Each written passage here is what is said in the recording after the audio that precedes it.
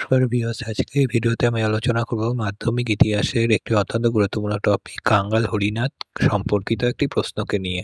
চলো দেখে নাও প্রশ্নটি পরীক্ষায় কিভাবে আসতে পারে। কাঙ্গাল হরিনাথ বা হরিনাথ মজুমদারের গ্রাম বার্তা প্রকাশিকা পত্রিকা থেকে 19 শতকের বাংলার কি ধরনের কি সমাজচিত্র পাওয়া যায়? চলো দেখে নাও এটা উত্তরটি। প্রথমে কি দিবা? ভূমিকা। 19 শতক ছিল বাংলার ইতিহাসে সামাজিক, রাজনৈতিক ও সাংস্কৃতিক উত্তরণে একটি গুরুত্বপূর্ণ সময়। এই সময় ব্রিটিশ ঔপনিবেশিক শাসন, জমিদারি প্রথা, ধর্মীয় গোঁড়ামি, নারীর অবদমন, কুসংস্কার ইত্যাদি সমাজে গভীরভাবে প্রথিত ছিল। এই পরিস্থিতিতে একদল চিন্তাবিদ ও সমাজ সংস্কারকগণ সমাজকে সচেতন করতে এগিয়ে আসেন। তাদের মধ্যে অন্যতম কে ছিলেন হরিনাথ মজুমদার, যার অপর নাম কি কাঙ্গাল হরিনাথ, যিনি 1863 সালে কুষ্টিয়া থেকে গ্রামবার্তা প্রকাশিকা নামক একটি পত্রিকা প্রকাশ করে। তাহলে এখানে ভূমিকার সাথে দুটো শর্ট কোশ্চেন হয়ে যায়। হরিনাথ মজুমদারের অপর নাম কি? কাঙ্গাল হরিনাথ, বা পরীক্ষা অন্যভাবে আসে কাঙ্গাল হরিনাথের আসল নাম কি ছিল? হরিনাথ মজুমদার। তারপরে কি গ্রামবার্তা প্রকাশিকা পত্রিকা কি কত সালে কার দ্বারা প্রকাশিত হয়েছিল? 1863 সালে কুষ্টিয়া থেকে কি কাঙ্গাল হরিনাথ বা হরিনাথ মজুমদার যারা।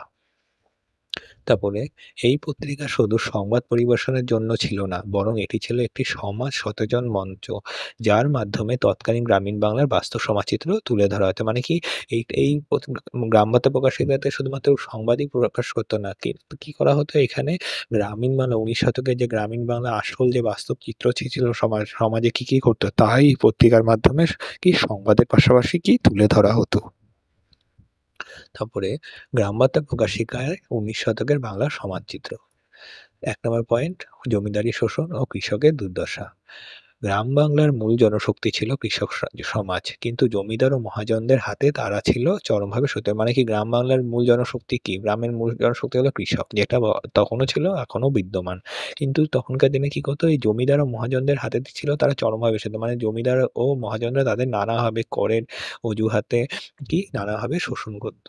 জমির খাজনা সময় মতো দিতে না পারায় অনেক কৃষককে জমি হারাতে হতো বা কারাবরণ করতে হতো।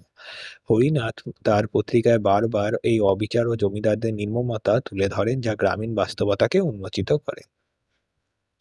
দ্বিতীয় পয়েন্ট, বিচার ব্যবস্থার দুর্নীতি।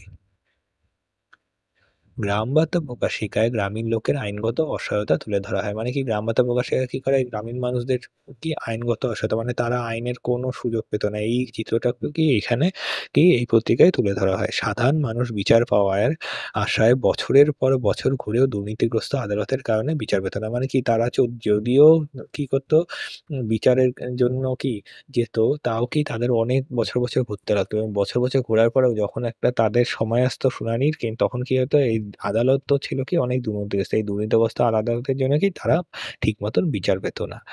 অনেক সময় জমিদাররা পুলিশ ও আদালতকে কিনে নিয়ে কৃষকদের বিরুদ্ধে মামলা করাতেন। মানে কি কি পুলিশদের আর আদালতকে কারাই কিনে নিত? এই জমিদাররা কিনে নিত, মানে টাকা কি দিয়ে তাদেরকে কিনে নিত।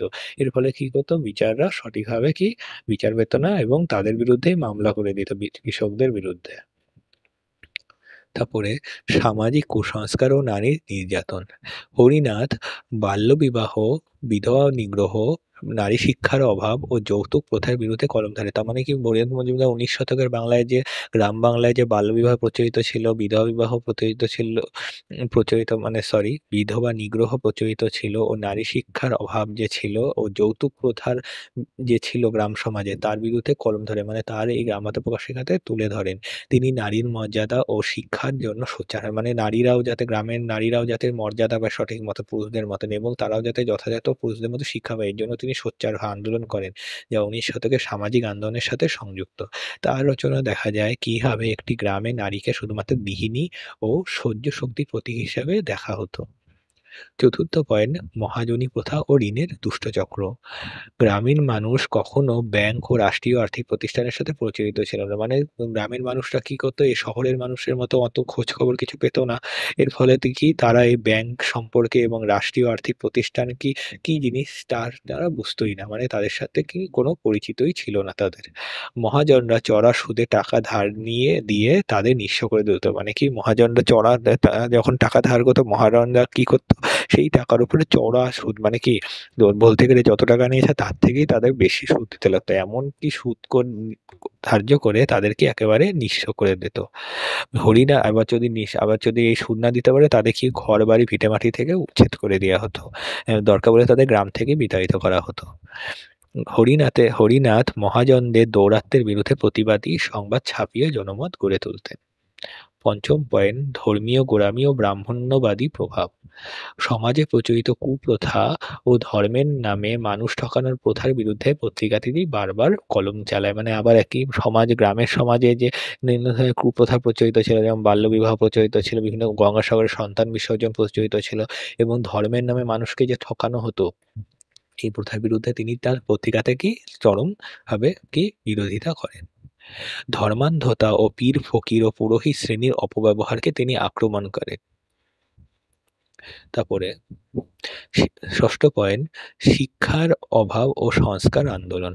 হরিনাথ মজুমদার মনে করতেন শিক্ষার অভাবে মানুষ অন্ধবিশ্বাসে ডুবে আছে। মানে হরিনাথ মজুমদার মনে করছে গ্রাম বাংলার মানুষ তো এমনি অশিক্ষাতে ডুবে আছে, অন্ধবিশ্বাসে ডুবে থাকে, তাহলে তারা যদি এখনো ঠিকভাবে শিক্ষা না পায় তাহলে তারা আরো অন্ধবিশ্বাসে ডুবে যাবে এবং সমাজকে কি কুসংস্কারাচ্ছন্ন করে তুলবে, মানে কুসংস্কারে ভরে যাবে পুরা গ্রাম সমাজ। তিনি তাই কি করেন, বাংলা গ্রামীণ শিক্ষা বিস্তারের দাবি জানাতেন এবং স্থানীয় পাঠশালার গুরুত্বের কথা বলতেন পত্রিকা দ্বারা। সপ্তম পয়েন্ট, জনমতের প্রথম প্রতিবিম্ব। হরিনাথ সহজ ভাষায় সাধারণ মানুষের দুঃখ, সমস্যা, চিন্তা, আকাঙ্ক্ষাকে তুলে ধরতেন এই পত্রিকাতে।